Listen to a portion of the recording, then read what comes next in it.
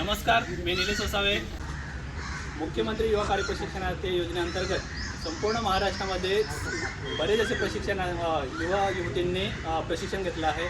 त्या प्रशिक्षणाच्या माध्यम असं की जे 11 महिन्याचे प्रशिक्षण पूर्ण झाल्यानंतर त्यांना कायमस्वरूपीचा रोजगार भेटावा या हेतूने महाराष्ट्रात संपूर्ण महाराष्ट्रात 36 जिल्ह्यात सगळे प्रशिक्षणार्थी त्या जिल्ह्यात आंदोलन देखील राज्य पातळीवर अधिवेशनाच्या टायमाला आंदोलन देखील काढले आणि कायमस्वरूपीच्या रोजगारासाठी संपूर्ण महाराष्ट्रात हे युवती आणि युवा भटकत राहणार नाही तरी चालेल. कारण ज्या शासनाने या प्रशिक्षणांना आश्वासन दिलं होतं प्रशिक्षणार्थ्यांना की तुम्हाला 11 महिने प्रशिक्षण देऊन कायमस्वरूपीचा रोजगार देऊ आणि तो रोजगार मात्र आता केशरमार्ग पडला आहे. या प्रशिक्षणार्थ्यांचे 11 महिने पूर्ण झाले आहे. आतापर्यंत अद्याप काही प्रशिक्षणार्थ्यांचे पगार नाही. काही ज्या प्रशिक्षणार्थ्यांना रोजगार देऊ सांगितलं होतं त्यांना रोजगाराची संकल्पना पुढे काही दिसत नाही. आता लवकरच महाराष्ट्रात आझाद मैदान येथे प्रशिक्षणार्थ्यांचे मोठं असं आंदोलन होणार आहे. हे अर्थ अधिवेशन संकल्पनेचे जे आंदोलन होत आहे त्या आंदोलनामध्ये संपूर्ण महाराष्ट्राचे प्रशिक्षणार्थी येऊन आपला जो कायमस्वरूपीच्या रोजगारची जी वाटचाल आहे आंदोलनाच्या माध्यमातून कशी काढता येईल किंवा त्या आंदोलनाला समर्थन देऊन ती संख्याबळ दाखवून आपल्याला पुढची दिशा करता येईल या हेतूने संपूर्ण महाराष्ट्राला आम्ही आवाहन करत आहे की आम्ही नंदुरबारचे प्रशिक्षणार्थी येणाऱ्या आझाद मैदानच्या 24 तारखेच्या बेमुदत आंदोलनाला सहभागी होणार आहे. जसे मागच्या वेळेस प्रत्येक आंदोलनामध्ये या नंदुरबार जिल्ह्याचा सहभाग राहिला आहे तसेच या नंदुरबारच्या जिल्ह्याचे प्रशिक्षणार्थी हे आझाद मैदानाला 24 तारखेला पोहोचतील आणि नक्कीच जोपर्यंत कायमस्वरूपीचा रोजगार मिळत नाही या प्रशिक्षणार्थ्यांना तोपर्यंत यांचा सहभाग राहतील.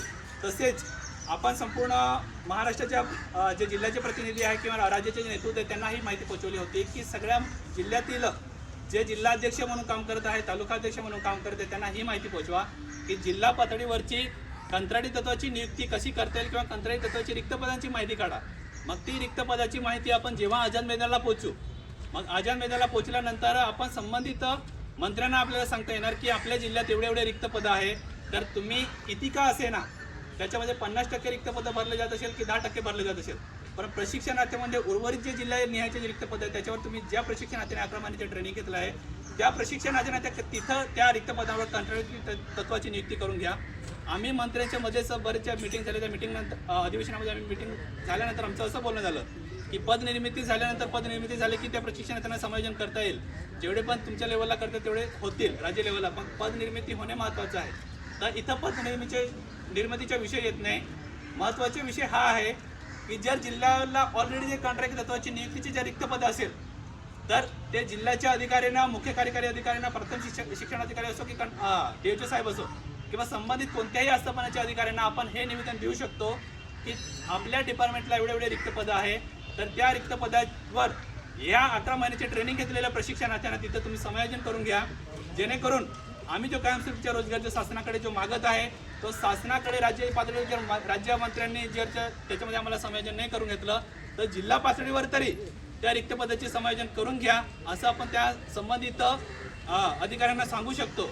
आणि हे रिक्त पदाची माहिती आम्ही मागच्या वेळेस आमचे जे जिल्ह्याची बॉडी आहे सगळे जे तालुका अध्यक्ष आहे ते एकत्रित येऊन आम्ही जिल्हा कलेक्टर मॅडमांना भेटलो होतो मुख्य कार्यकारी अधिकाऱ्यांना भेटलो होतो आणि त्यांना हे निवेदन दिलं होतं आपण की RTIच्या माध्यमातून ऑनलाईन पण रजिस्ट्रेशन केलं होतं आणि ऑफलाईन पण निवेदन दिलं होतं आम्ही आणि त्या माध्यमातून रिक्त पदांचा अहवाल आम्हाला तुम्ही द्या आणि तो रिक्त पदाचा अहवाल आम्ही RTI दाखल करून अर्ज सादर करून हा रिक्त पदाचा अहवाल घेतला आहे. मग याच्यामध्ये या नंदुरबार जिल्ह्यामध्ये जेवढे पण शासकीय अबकड पर्यंत जेवढे पण रिक्त पदं आहेत ते पूर्ण माहिती या रिक्त पदाच्या अहवालामध्ये आपल्याला भेटलेली आहे.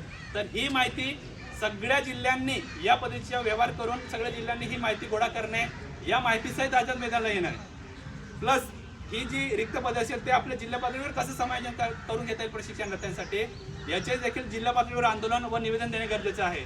मग आमच्या इथं बरेचसे असे रिक्त पदं आहे. एक बघायला गेलं तर नंदुरबार जिल्ह्यामध्ये हा जो आराखडा भेटला आहे याच्यामध्ये नाही करता 1200 ते 1300 पदाचं शासकीय पदं आहे ते रिक्त पदं आहे.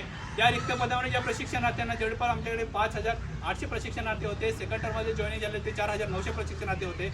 याच्यामध्ये टप्पा समायोजन का होतच नसेल पण या रिक्त पदावर या प्रशिक्षणार्थ्यांना समायोजन करून घ्या. यासाठी ही जी रिक्त पदांची माहिती होती ही या प्रशिक्षणार्थ्यांपर्यंत पोहोचवायची होती. या पद्धतीचा अहवाल राज्य पातळीवर सगळ्या जिल्ह्यांनी पण घ्यायला पाहिजे आणि याच्यावर कसं समायोजन करून घेता येईल आपल्याला यासाठी आपण चर्चा केली की नाही. प्रत्येक पदाची माहिती मी या सगळ्या प्रशिक्षणार्थ्यांना सुचवली.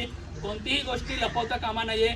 जे रिक्त पद असेल त्याच्यावर आपल्याला आपली ताकद लावून कशी समायोजन करता करता येईल याची आम्ही जवळपास 1 ते 2 तास या इथं मीटिंग घेऊन आम्ही चर्चा केली.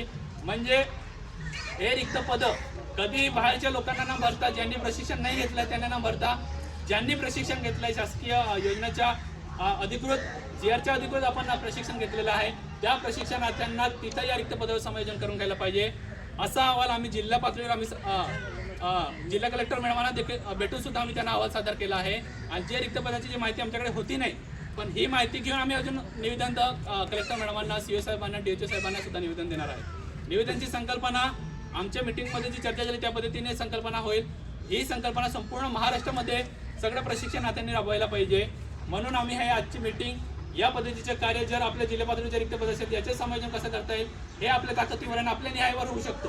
स्थानिक आमदार म्हणा, खासदार म्हणा, यांच्या माहितीनुसार पण आपण ती ताकद लावू शकतो की तुम्ही हे पद भरायला लावा, जेणेकरून आपल्या जिल्ह्याची जी बेरोजगारी आहे कुठेतरी यांना रोजगार भेटेल आणि यांचे जे 2 टाईमचं जे खाण्यापिण्याची सोय होत होती या प्रशिक्षणार्थ्यांच्या मानधनामधून, ती सोय आहे कंत्राटी दत्ताची नियुक्ती ती तुमच्या ताकदमध्ये ती ताल लावून तुम्ही त्या प्रशिक्षणार्थ्यांना समायोजन करून द्या.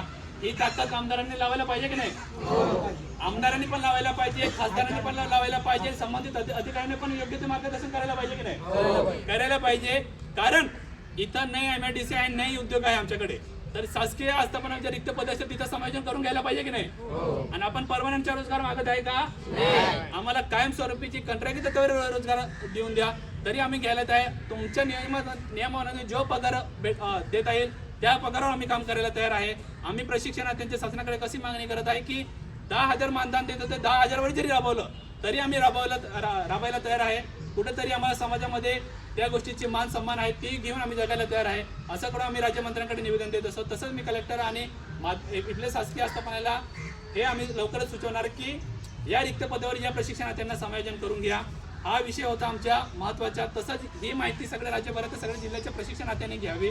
तसेच जे राज्याचे नेतृत्व माननीय बालाजी पाटील चाकूरकर साहेब त्यांच्या राज्यभरात जो दौरा चालू आहे त्या दौऱ्याच्या संदर्भात देखील आपली चर्चा झाली की नाही?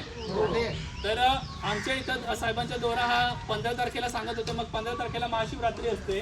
मग महाशिवरात्रीला आमची नंदुरबार जिल्हा 70% आदिवासी समाजाचा जिल्हा आहे. तर इथं त्याच समाजाची कुलदेवीची यात्रा आहे 15 तारखेला, बरोबर की नाही?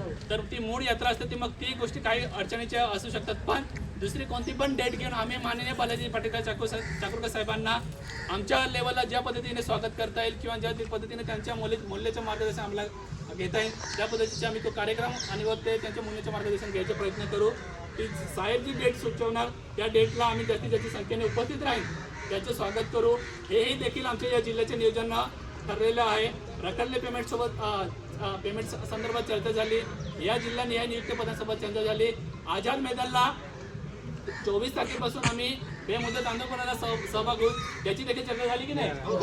मग त्याच पद्धतीने आमच्या नंदुरबार जिल्हा हा आझाद मैदानला ज्या दिवसापासून आंदोलन सुरू होते त्याच दिवशी शेवटपर्यंत बेमुदत उपोषणपर्यंत थांबणार की नाही?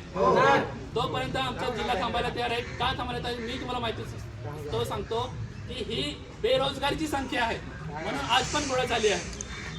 म्हणून बेरोजगार आहे म्हणून आम्ही आझाद मैदानाला पण पोहोचणार. बेरोजगार आहे म्हणून आम्ही जिल्ह्याला पण निवेदन देणार आणि कंत्राटी दत्ताची नियुक्ती करून घेणार. जे आंदोलन होणार, जे मोर्चा होणार तिथे आम्ही सगळे उपस्थित राहणार. का उपस्थित राहणार? कारण आपण बेरोजगार आहे. तर शासनाला या गोष्टीकडे लक्ष देणे गरजेचे आहे. मग स्थानिक आमदार खासदारांनी पण या आपल्या जिल्हा पातळीवर लक्ष देणे गरजेचं आहे. या बेरोजगार मुलांना तुम्ही कुठेतरी या असे रिक्त पदाचे तिथं समायोजन करण्याची तुम्ही ताकद लावून द्या. नेहमी हे प्रशिक्षणार्थी जर तुम्ही ताकद लावून घ्या, हे प्रशिक्षणार्थी तुमचे उपकार कधी विसरणार नाही. आणि हा बेरोजगारीची जी वाटचाल आहे त्याच्यावर आम्हाला कधी चालायचं नाही. आम्हाला रोजगारीची वाटचालीवर चालायचं आहे. म्हणून सरकार मायबापला आम्ही सांगत आहे की आम्हाला तुम्ही कायमस्वरूपीचे रोजगार उपलब्ध करून द्या. संपूर्ण महाराष्ट्र प्रशिक्षणार्थी असो किंवा जिल्हा पातळीचे नियोजन पातळीवरचे जे नियोजन असो त्याच्यावर महत्त्वाचा हा विषय की रोजगार भेटणे हा महत्त्वाचा विषय आहे. हे सगळे विषय मी तुमच्यासमोर मांडले. याच पद्धतीने सगळ्या महाराष्ट्राच्या जिल्ह्याच्या प्रशिक्षणार्थीने तयारीने त्या आझाद मैदानाला पोहोचायची ही तयारी करायची आहे. आम्ही सगळे सज्ज आहोत मुंबईला पोहोचायला. आम्ही सगळे सज्ज आहोत चाकूरकर साहेबांचे स्वागत करायला. आम्ही सगळे सज्ज आहोत की जिल्हा पातळीवर निवेदन द्यायला. तर हे नियोजन सगळ्या महाराष्ट्राच्या संपूर्ण भरात चालायला पाहिजे. हा मेसेज संपूर्ण महाराष्ट्राच्या प्रशिक्षणार्थ्यापर्यंत पोहोचवायचा होता. सगळ्यांना माझ्याकडून जय महाराष्ट्र, जय आदिवासी, जय जोहार. ठीक आहे.